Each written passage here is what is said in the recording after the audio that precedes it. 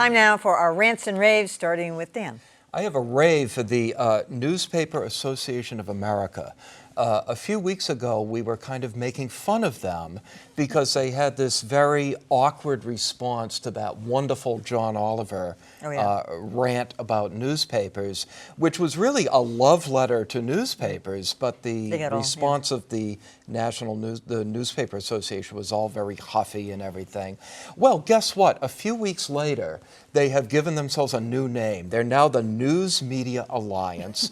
They've dropped the word newspaper from their name. They're going to allow online-only news organizations to become members as long as they do some original reporting. Long overdue, proving some of John Oliver's points, so bravo. All right, good. All right, Callie.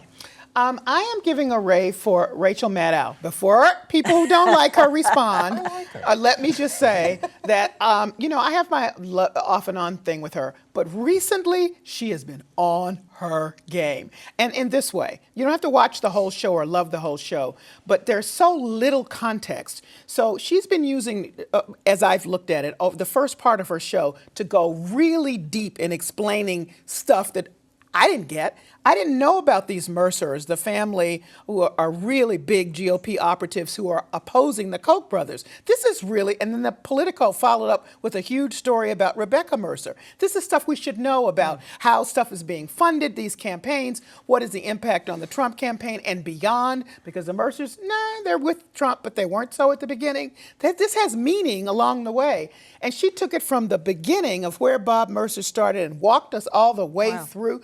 I mean, it's just so much context and so much history that I just got to give her props. Her team and what she's doing is amazing at this time where we're not getting as much context as we should about some of these issues. All right, Tom. Well, I guess I'm going to give a little bit of a rave to social media in general. You know, in the past, we've hammered social media for some of the troll-like things that they do. But in this particular case, Wells Fargo, the big bank, was planning a series, an ad campaign aimed at teenagers. And the ad camp, each of the little ads had something like, used to be a ballerina, now an engineer. And there was a teenage girl in the picture. And then a young boy, it said, used to be an actor, now a botanist. The whole idea was somehow that if you were interested as a young person in going into the arts, somewhere along the way you'd get smart and you'd turn out to be an engineer or something in the sciences. Artists took to social media and in a huge way mocked Wells Fargo, causing them to back up. And one of them made the point that last year the highest earning performer made $63 million. The highest earning botanist made $146,000. And they said, Wells Fargo, you're supposed to be a bank. You should understand math. All right. Very cute campaign. Yeah, rave for Geraldo Rivera. Yes, indeed. Yeah, you know, he had been criticizing people who were speaking out against Roger Ailes, criticizing all the allegations, and he finally came out with this open letter on Facebook, admitted that he was wrong, apologized to everyone in general, but specifically to all of those sexual harassment victims, and basically putting it all out there and saying, I was a friend of his, he's helped me throughout my career, but I was wrong on this, and I truly apologize. And yes, I have to give Geraldo a rave. All right, I have a rant for a lot of media organizations, including NPR.